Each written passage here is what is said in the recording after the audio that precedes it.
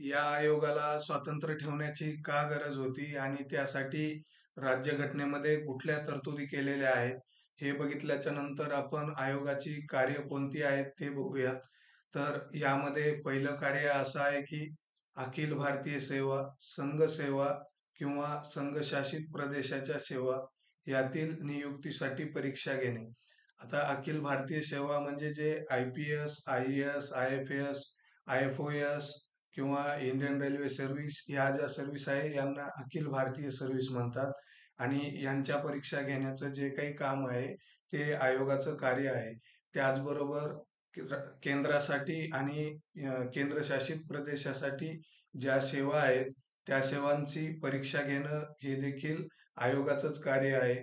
त्यानंतर दुसरं कार्य असं आहे की दोन किंवा अधिक राज्यांनी विनंती केल्यास विशेष अर्हता असलेल्या उमेदवारांची त्या राज्यासाठी आवश्यकता असलेल्या सेवांमध्ये संयुक्त भरतीसाठी योजना आखणे व अंमलात आणणे.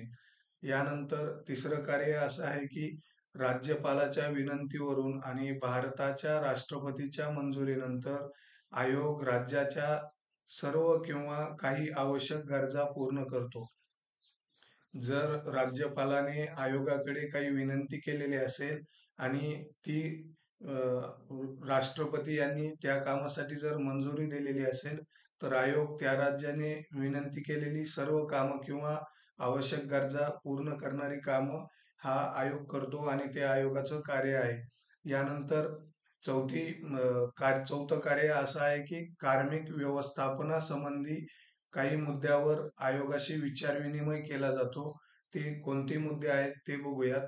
यामध्ये पहिला मुद्दा असा आहे की नागरी सेवामध्ये आणि नागरी पदासाठी भरती प्रणालीच्या सर्व बाबी संदर्भात या आयोगाशी कार्मिक व्यवस्थापन हा जो आहे कार्मिक व्यवस्थापन यांच्या मुद्द्याशी आयोग हा विचारविनिमय करतो.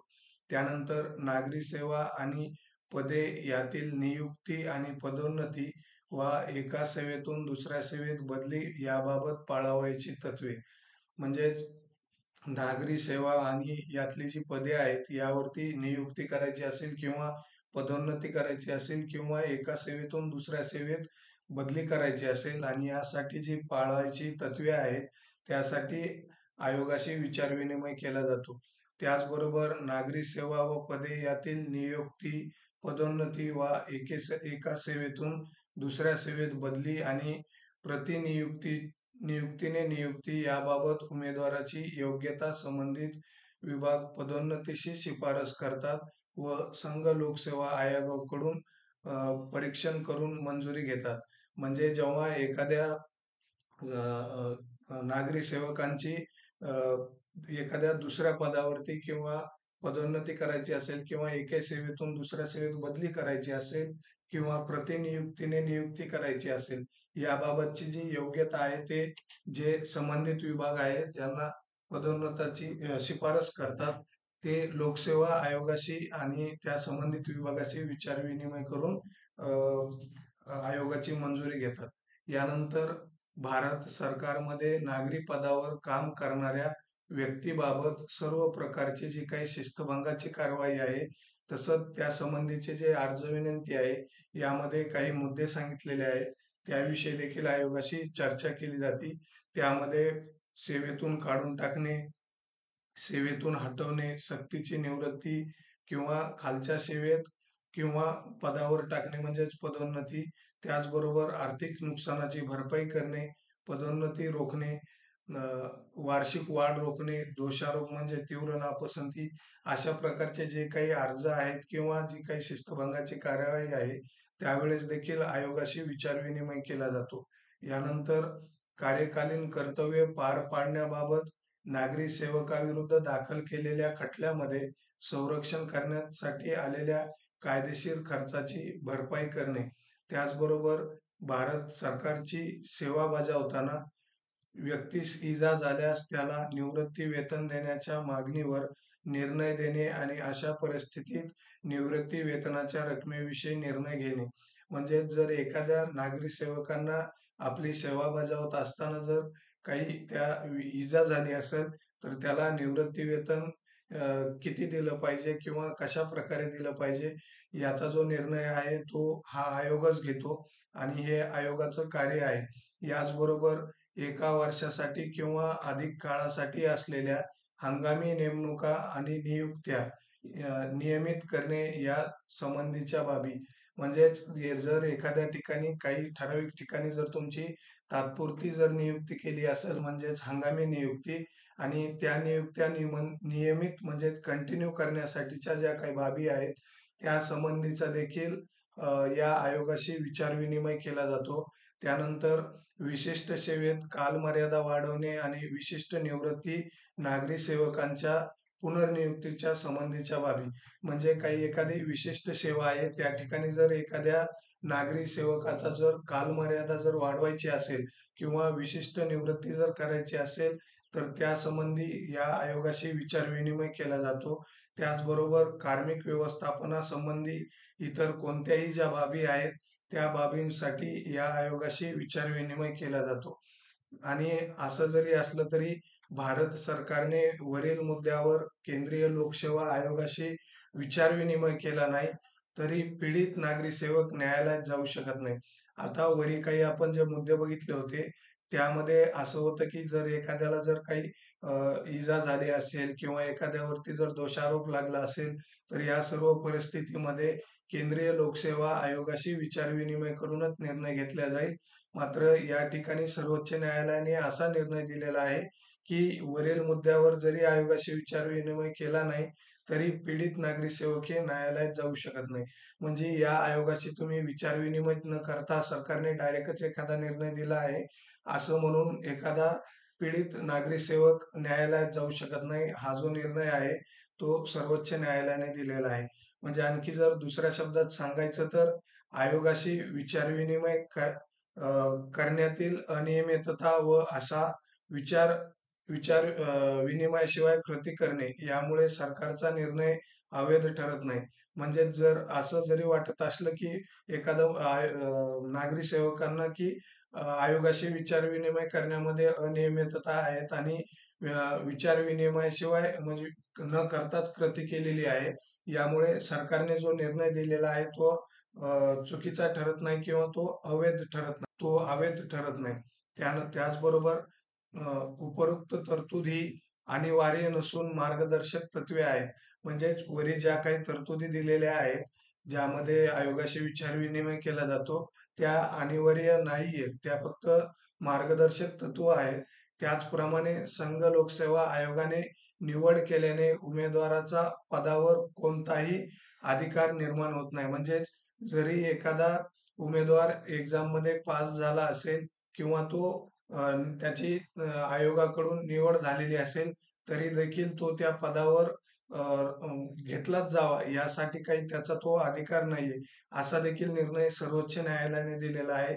अर्थात सरकार न्यायबुद्धीने वागेल व वाईट उद्देशाने मनमानी पद्धतीने वागणार नाही असे देखील अपेक्षित आहे. म्हणजेच हा निर्णय देताना सर्वोच्च न्यायालयाला असं देखील अपेक्षित आहे की सरकार न्यायबुद्धीनेच वागेल आणि वाईट उद्देशाने मनमानी पद्धतीने वागणार नाही. केंद्रीय सेवा संदर्भात इतर अतिरिक्त कार्य संसद संघ लोकसेवा आयोगाकडे सोपू शकतो. म्हणजे जे काही केंद्रीय सेवा संदर्भातले जे काही पद आहेत त्याबद्दल इतर जे अतिरिक्त कार्य आहेत त्यासाठी देखील संसद या आयोगाकडे ती कामं सोपवू शकते. आपल्या अधिकार क्षेत्रातील कोणत्याही प्राधिकरणाची, कंपनीची किंवा सार्वजनिक संस्थेची कार्मिक प्रणाली संसद संघ लोकसेवा आयोगाकडे सोपवू शकतो. म्हणजे संसदेमध्ये जे काही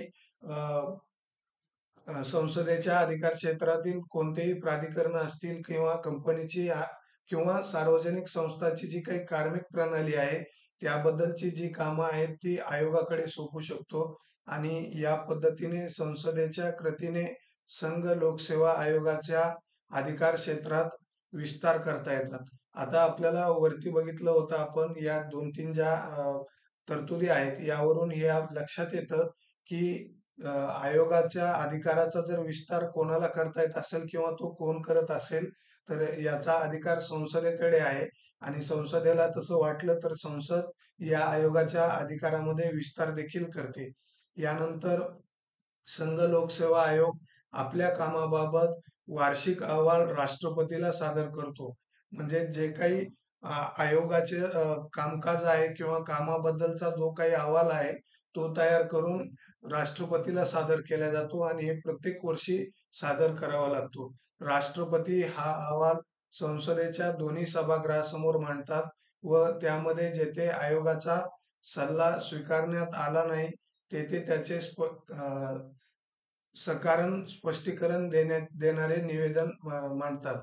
अशा पद्धतीने अ, अस्वीकृत केलेल्या बाबी केंद्रीय मंत्रिमंडळाच्या नियुक्ती समितीने मान्य केल्या पाहिजेत आणि एखाद्या मंत्रालयाला किंवा विभागाला संघ लोकसेवा आयोगाचा सल्ला नाकारण्याचा अधिकार नाही.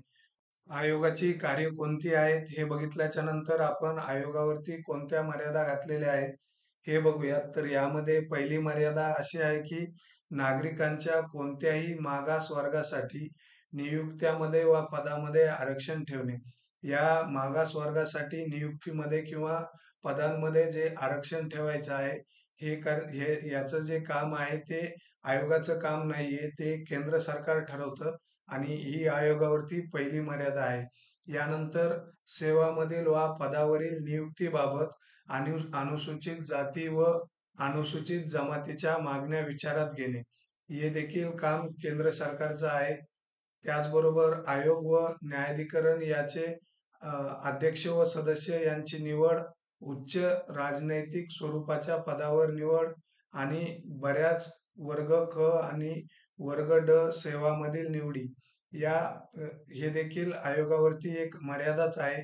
त्यानंतर चौथी मर्यादा अशी आहे की जेव्हा तात्पुरत्या अथवा स्थानापन्न पदावर 1 वर्षापेक्षा कमी इथं काय म्हणतंय 1 वर्षापेक्षा कमी या अगोदर जे बघितलं होतं आपण आयोगाच्या कार्यामध्ये तर त्या ठिकाणी 1 वर्ष तरतूद होती. मात्र या ठिकाणी 1 वर्षापेक्षा कमी अशी आहे. तर जेव्हा तात्पुरत्या अथवा स्थानापन्न पदावर 1 वर्षापेक्षा कमी कालावधीसाठी नेमणूक करायची असते तेव्हा त्या संदर्भात आयोगावरती कुठल्या मर्यादा आहेत ते बघूयात. तर राष्ट्रपती संघ लोकसेवा आयोगाच्या कार्यकक्षेतून सेवा, पदे किंवा इतर बाबी वगळू शकतात. त्याचबरोबर अखिल भारतीय सेवा आणि कोणत्याही इतर बाबी संदर्भात संघ लोकसेवा आयोगाशी विचारविनिमय करणे आवश्यक नाही.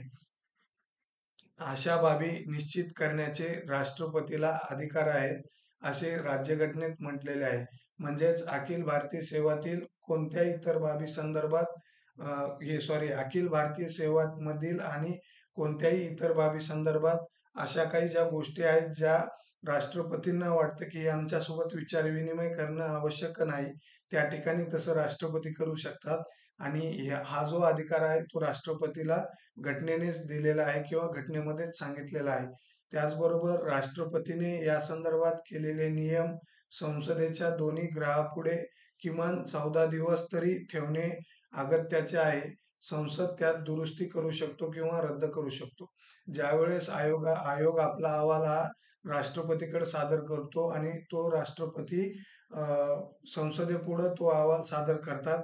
तर तो जो अहवाल आहे तो संसदेच्या दोन्ही गृहापुढे किमान 14 दिवस तरी ठेवावा लागेल हे अगत्याचंच आहे आणि संसद त्यात दुरुस्ती करू शकतो किंवा त्यातील काही ज्या मागण्या आहेत किंवा ज्या गोष्टी आहेत त्या रद्द देखील करू शकतो. यानंतर आपण आयोगाची भूमिका काय आहे ते बघूयात. तर संघ लोकसेवा आयोग हा भारतातील गुणवत्ता पद्धतीचा संरक्षण करता असावा असे राज्यघटनेला अपेक्षित आहे. म्हणजे जो काही आयोग आहे तो भारतातील गुणवत्ता पद्धतीचा संरक्षण करता असावा असं राज्यघटनेला अपेक्षित आहे. त्यानंतर दुसरी भूमिका अशी आहे की आयोग अखिल भारतीय सेवा आणि संघ लोकसेवा वर्ग अ आणि वर्ग ब यातील भरतीशी संबंधित आहे. म्हणजेच हा जो आयोग आहे तो ज्या अखिल भारतीय सेवा आहेत किंवा त्याचबरोबर ज्या केंद्रातल्या वर्ग अ आणि वर्ग ब या पदावरच्या ज्या पद आहेत यातील भरतीशी संबंधित आहे. आणि जेव्हा मागितला जाईल त्यावेळी पदोन्नती आणि शिस्तभंगाच्या कारवाईबाबत आयोग सल्ला देतो. म्हणजे जेव्हा आयोगाला एखाद्या नागरी सेवकाची पदोन्नती करायची असेल किंवा शिस्तीभंगाच्या कारवाईचा जो काही विचार असेल, त्यावेळेस आयोग सरकारला सल्ला देतो आणि ही या आयोगाची भूमिका आहे. त्यानंतर क्षेत्राचे वर्गीकरण, वेतन व सेवा शर्ती, संवर्ग व्यवस्थापन, प्रशिक्षण याविषयी लोकसेवा आयोगाचा संबंध नाही. म्हणजेच जे काही एखादा क्षेत्रीय वर्गीकरण आहे किंवा एखाद्या जे काही आपले नागरी सेवक आहेत त्यांचं वेतन किंवा सेवा शर्ती, त्याचबरोबर प्रशिक्षण याविषयी आयोगाचा काही संबंध नाही. याचाच अर्थ आयोग फक्त या पदासाठी परीक्षा घेत असतो आणि बाकी ज्या गोष्टी आहेत त्या कार्मिक व्यवस्थापन जे आहे ते बघत असतं. ओके. या समोर दिलेलंच आहे बघा. या बाबी कार्मिक, सार्वजनिक तक्रारी आणि निवृत्ती वेतन मंत्रालयातील 3 विभागापैकी कार्मिक व प्रशिक्षण विभाग हाताळतो. जे अगोदर सांगितलं मी तेच की जे कार्मिक व प्रशिक्षण विभाग आहे, हा विभाग या सर्व गोष्टी हाताळत असतो. आयोगाची जी भूमिका आहे ती मर्यादित आहे आणि या आयोगाने केलेल्या शिफारशी सल्लादायी स्वरूपाच्या असल्याने सरकारवर बंधनकारक नाहीत. म्हणजेच हा जो आयोग एखाद्या गोष्टीवरती सल्ला देतो तर तो सल्लागारी स्वरूपाचा आहे. त्यामुळे सरकारवर तो दिलेला सल्ला हा बंधनकारक नसतो. त्याचबरोबर सल्ला स्वीकारणे किंवा न स्वीकारणे हे केंद्र सरकारच्याच हाती आहे.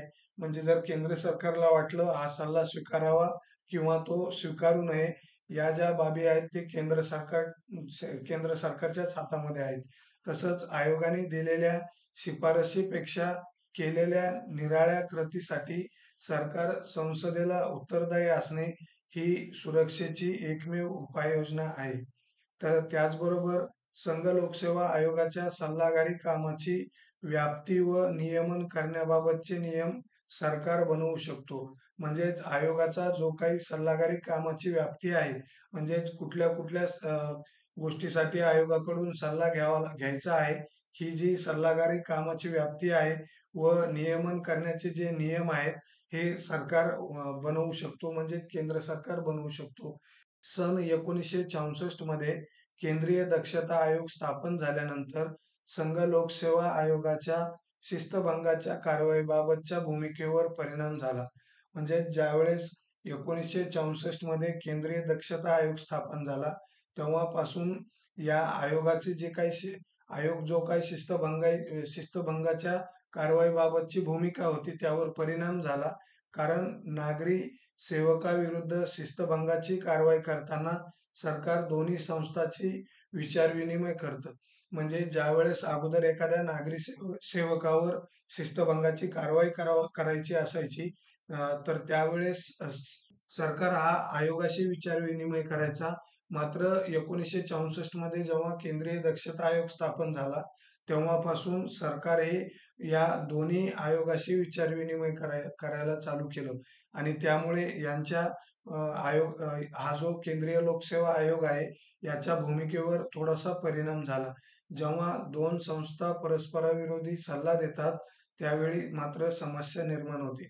तथापि भारत सरकारच्या कार्यकारी ठरावाने स्थापन झालेल्या आणि ऑक्टोबर 2003 मध्ये वैधानिक दर्जा मिळालेल्या केंद्रीय दक्षता आयोगापेक्षा स्वतंत्र घटनात्मक संस्था असलेल्या संघ लोकसेवा आयोगाची बाजू वरचढ ठरते.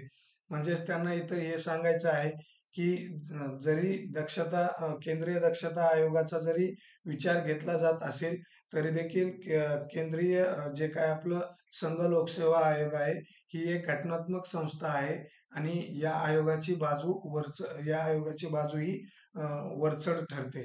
यानंतर आपण या स्लाइडमध्ये या आयोगाच्या रिलेटेड जे काय आर्टिकल आहेत ते बघूयात. आपण सुरुवातीला बघितलं होतं की या संघ लोकसेवा आयोगाची जी तरतूद आहे ती राज्यघटनेच्या भाग 14 मधल्या आर्टिकल 315 ते आर्टिकल 323 पर्यंत केलेले आहेत. तर त्या आर्टिकल मध्ये काय सांगितलेलं आहे हे देखील आपल्याला बघणं गरजेचं आहे. ते आपण या स्लाइड मध्ये बघूया. तर यामध्ये आर्टिकल 315 मध्ये असं सांगितलेलं आहे की केंद्र व राज्यासाठी लोकसेवा आयोग असेल. या ठिकाणी केंद्रासाठी आणि राज्यासाठी जे आयोग असतं त्या दोन्ही आयोगासाठी एकच आर्टिकल आहे. म्हणजे संघ लोकसेवा आयोग आणि जे स्टेट पीसीएस असतात त्यासाठी हे एकच आयोग आहे, ते म्हणजे आर्टिकल 315. त्यानंतर आर्टिकल 316 मध्ये सदस्याची नियुक्ती आणि कार्यभार सांगितलेला आहे. आर्टिकल 317 मध्ये लोकसेवा आयोगाच्या सदस्याला हटवणे व निलंबित करणे याबाबत सांगितलेलं आहे. तसंच आर्टिकल 318 मध्ये आयोगाचे सदस्य व कर्मचारी यांच्या सेवा शर्तीबाबत जे काही नियम करायचे अधिकार आहेत त्याबद्दल सांगितलेलं आहे. त्यानंतर आर्टिकल 319 मध्ये आयोगाच्या सदस्यांचा कार्यकाळ संपल्यानंतर ते इतर पद स्वीकारण्यावर जी काही बंदी घातलेली आहे त्याबाबत आर्टिकल 319 मध्ये सांगितलेलं आहे. आर्टिकल 320 मध्ये आयोगाची जी काही कार्य आहेत ती सांगितलेली आहेत. आर्टिकल 321 मध्ये आयोगाच्या कार्याची जे काही विस्तार करणे आहे त्याबाबत सांगितलेलं आहे. आणि आर्टिकल 322 मध्ये लोकसेवा आयोगाचा जो खर्च आहे त्याविषयी सांगितलेला आहे. आणि आर्टिकल 323 मध्ये लोकसेवा आयोगाचा जो अहवाल आहे याबाबत सांगितलेला आहे. ही जी आर्टिकल आहेत ती महत्वाची आहेत. वाटलं तर तुम्ही परत व्हिडिओ पाठीमागे घेऊन ही आर्टिकल एक वेळेस बघून घ्या. कारण बऱ्याच एक्झाम मध्ये डायरेक्ट आर्टिकल देऊन ते आर्टिकल कशाशी संबंधित आहे हे देखील विचारत असतात. ओके. आतापर्यंत आपण संघ लोकसेवा आयोगाची पूर्ण माहिती बघितलेली आहे आणि काही ठिकाणी फक्त आपण वाचून दाखवलेलं आहे. त्यामागचं कारण एवढंच आहे की त्या ठिकाणी समजून सांगण्यासारखं काही नाहीये. त्या गोष्टी तुमच्या कानावरून गेल्या पाहिजे यासाठी फक्त त्या ठिकाणी आपण त्यांना वाचून दाखवलेलं आहे. ओके. या ठिकाणी तुमच्यासाठी एक प्रश्न आहे. तर सध्या संघ लोकसेवा आयोगाचे म्हणजेच चे चेअरमन कोण आहेत हे कमेंट बॉक्समध्ये तुम्ही सांगण्याचा प्रयत्न करा. आणि या लेक्चरमध्ये दिलेली माहिती तुम्हाला जर आवडली असेल तर व्हिडिओला लाईक करा, शेअर करा आणि चॅनलला सबस्क्राईब करा. Thank you for watching this video. जय हिंद.